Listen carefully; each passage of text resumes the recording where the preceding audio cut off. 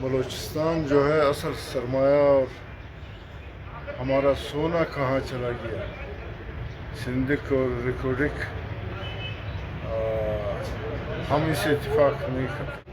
اس کا وجہ یہ ہے کہ اس کا مینڈیٹ شرح لیا گیا ہے۔ خوشحال خان نے حلقہ NA 251 کا انتخابات 8 فروری کو جیتا ہے، اس میں کوئی شک و شبہ نہیں ہے، لیکن زبردستی اس سے چھین لیا گیا تھا۔ پھر ان لوگوں نے ٹریبونل اور عدالت کی طرف رخ کر کے عدالت سے یہ فیصلہ صادر کرایا کہ 22 پولنگ کا دوبارہ رپورٹ اور گنتی ہونا چاہیے۔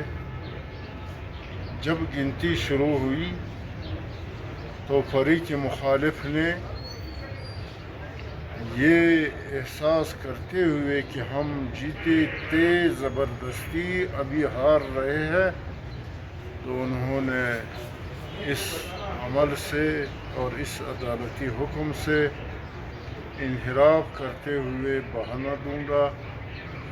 میں RO ایجوب حلقہ NA اس NA کا اس طرز عمل کا بھرپور مخالفت کرتا ہوں، مذمت کرتا ہوں کہ ایک فریق کے شہ پہ عدالتی حکم سے انحراف کرتے ہوئے جس کا حق بن رہا ہے اس کو محروم رکھنا چاہتے ہیں۔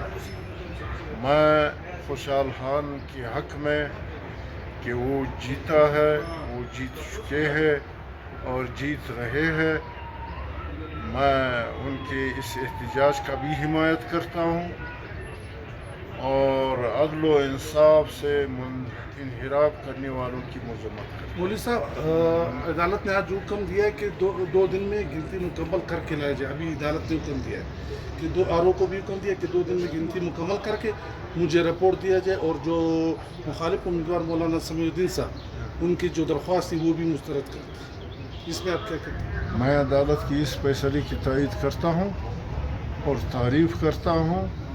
اگر ہماری عدالتیں صحیح معنوں میں انصاف پر مبنی فیصلے صادر فرمائیں گے تو ہمارے درمیان اور ہمارے معاشرے کے اندر امن ہوگا، خوشحالی ہوگی اور ہر